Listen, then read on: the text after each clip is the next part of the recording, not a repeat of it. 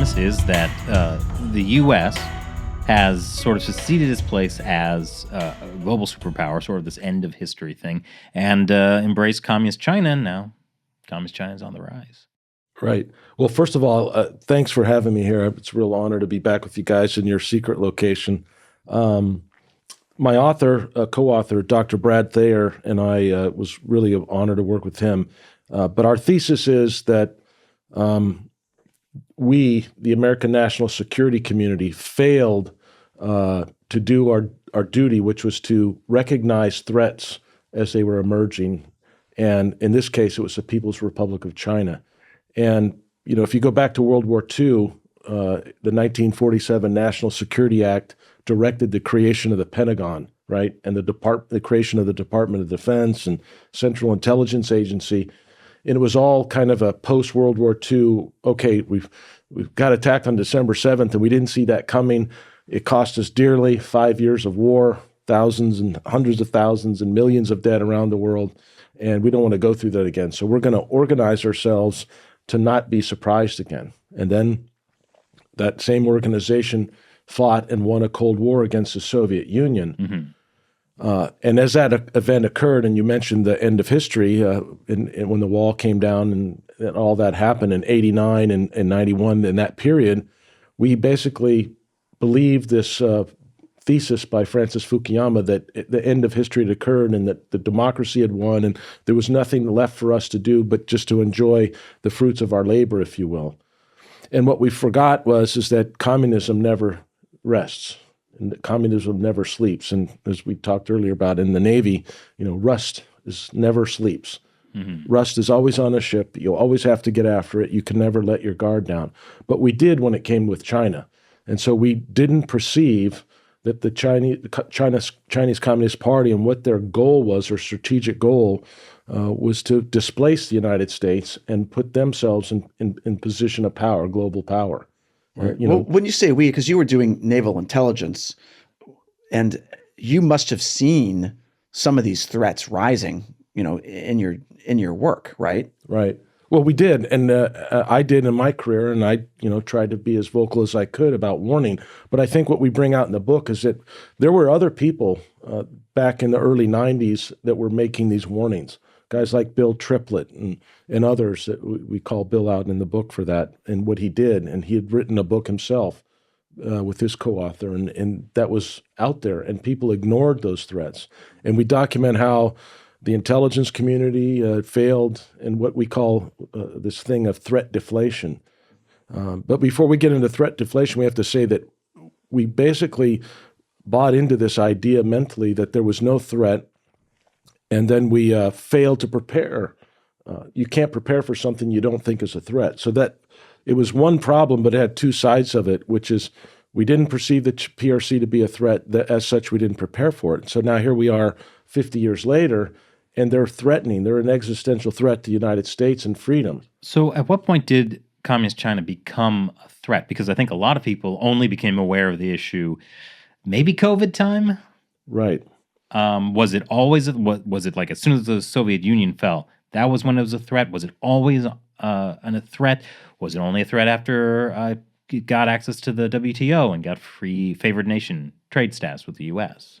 Well, I think in terms of their power and where they are and, economic might and military might today, that's more recent. But the ideology of Chinese communism and what they wanted to do started with Mao and went to Deng, went to Zhang, went to Hu, and is with Xi. So they've all had the same ideological outlook for the position they believe that the PRC should be in. But what Deng did, and what we talk about in the book, is Deng had this strategy of hiding and biding. So Mao had kind of devastated China, obviously, with the Great Leap Forward and Cultural Revolution. But also he, sent troops to fight the Americans in the Korean War. Right. So there's a direct conflict there that we should have been, Yep, we should have remembered. Right, exactly. So they were, and we had, Taiwan Strait crisis where they launched missiles at us and our ships and things of that nature. So we've had that was always on the back burner. But we reached out in the early 70s, and the Nixon administration made that, Kissinger's secret visit and this kind of decade of reaching out to them because we were more concerned about the Soviet Union which was really an existential threat at that time. It was the alligator closest to the boat. And so folks like Kissinger and the State Department and others said, if we reach out to the Chinese, we can use them to help us in our fight against the Soviet Union.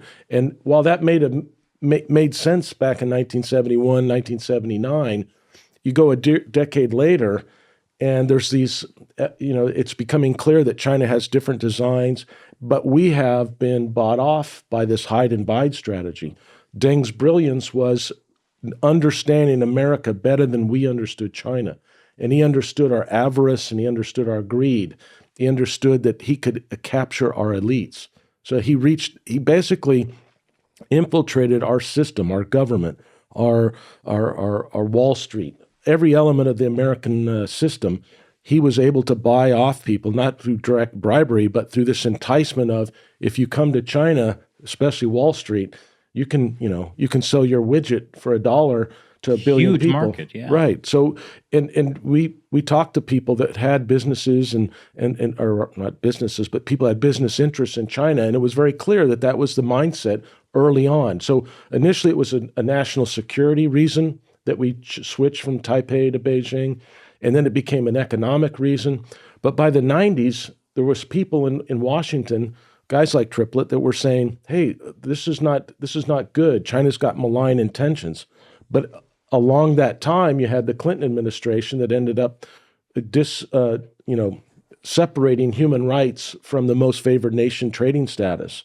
And when we separated that out, it used to be we would give most favored nation trading status to a country if they were complicit with or adhering to human rights law and those kinds of things. And we said, no, that's not important. What's important is to buy and sell, and we'll deal with most human rights separately. Yeah, Clinton said, we will give them more by offering them the palm of our hand instead of the back of our fist or something like that. Yeah, which was like, it had been, 10 years since the Tiananmen massacre. The other thing that was interesting at the time when Clinton was trying to get China into the World Trade Organization and give them most favored nation status, they just launched yet another political persecution. This one was the Falun Gong one, and that came out of the 90s where they were doing their cultural genocide in Tibet. So like the things, they were pretty clear. Like what was happening was not well hidden, right? The human rights abuses. It wasn't as if the U.S. government was like, you know what? There are no human rights abuses anymore. The Tiananmen massacre was the end of it, and now it's trade time. It's just like they were both happening simultaneously. Right? Yeah, I mean, no one was held accountable for the Tiananmen Square massacre. In fact, the Bush administration, senior Bush, sent a secret delegation to China that month of the Tiananmen Square massacre, saying, everything's basically going to be okay. So from China's perspective, like, what kind of threat do you think the U.S. is? Like, there at no point was there any consequences, really, for what they did. We talk about this, so that they had to be thanking their lucky stars that they got this kind of reaction from the United States. I mean, we just basically invited them in, and we invited them into our universities. We invited them into our government through engagement policy, which led to this creation, which we call the engagement school. We're engaging on everything. So, and in my experience in the Department of Defense was that we engaged all the time. And we had this philosophy was, well, if we had, and it's very much like a communist philosophy, the Communist Party's approach was, if I had 10 engagements in 2005 and I have 15 engagements in 2006, I must have made progress in our state-to-state relationship, and things are better. This kind of sounds like the whole Biden administration's focus on military-to-military communications. Like that the end goal is to just have this communication. Not that you get something out of it, not that it's leading to anything, just diplomacy for the sake of diplomacy. Correct. It was always about the relationship. The relationship was more important than anything else. As long as we have a relationship, then nuclear bombs could be going off and fires and famine and whatever else, but we have a relationship, so that means everything's good. It's weird. It's like somebody who had like just a little bit of China knowledge, like was like, okay, they like guanxi in China relationships, so let's focus on that. and like just didn't know anything else besides like that translates as relationship. Had And read no history books Yeah. about communism. Well, I think it's a bit of a. I said the word avarice or greed. I mean, some people were making money off these engagements. Oh, yeah. Clearly, it was their career path. It's how they lived and existed.